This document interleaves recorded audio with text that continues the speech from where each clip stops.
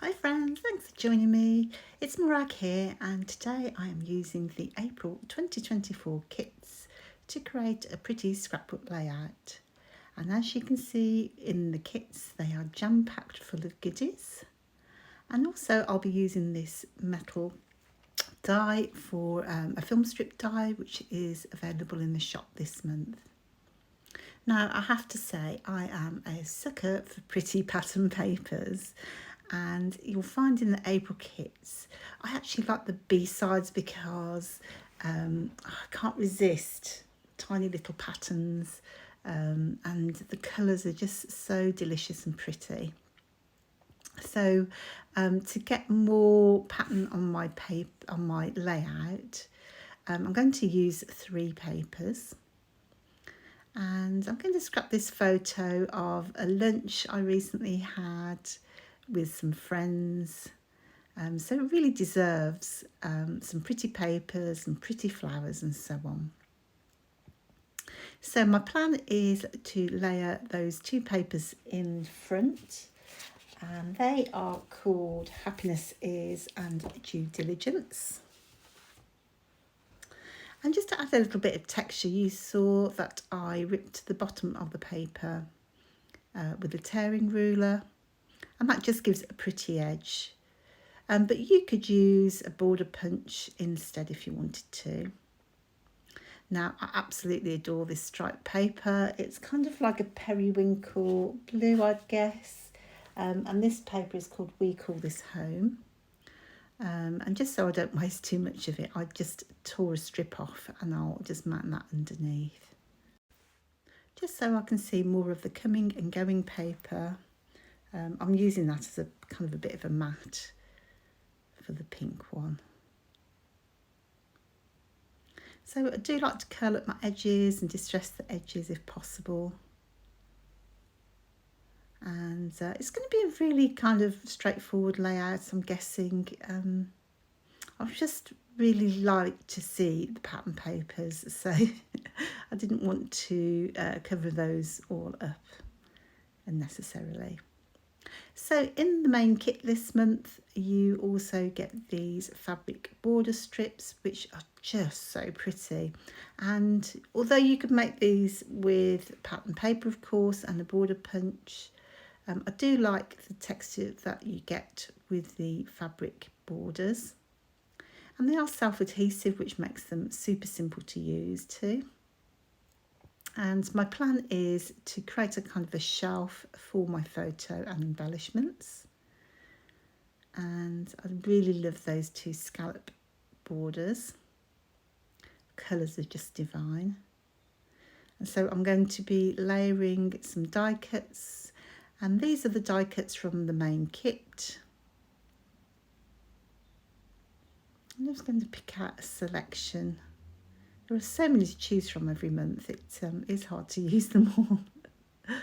So I'm going to stick down the borders, and it's at this point I discover they're not just scallops at all, they are actually open scallops. But I think it works better as a closed scallop, so I'm going to leave the little pieces in, and as you can see you can stick them back in really easily. I'd cut out the mini film strip, which is a die that's available to purchase in the shop this month. And although it is pink, I did think, well, shall I create another colour? But actually I like the tone on tone. So I'm just looking through other embellishments, and in the embellishment kit this month we have those fantastic layered chipboard pieces, stickers. And I've never seen these before, so I've seen layered cardstock stickers, but these are actually made of chipboard. They have a little tiny banner on the top, and they're just really adorable and very unique. And there are also some wooden pieces in the embellishment kit this month, and they've got triangles and etched details, phrases and so on, and they're just very luxurious. It's a really very good kind of good quality wood and etching. So I'm just cutting apart some of the flowers from the embellishment kit.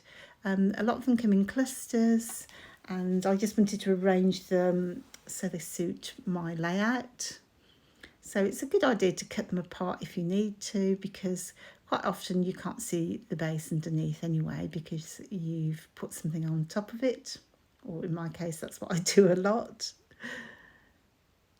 So I just needed a nice bright cluster, and then I'm going to have a little tag at the top left hand corner here.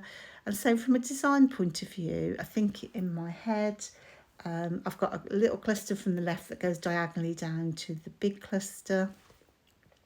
So that kind of feels nice and balanced to me.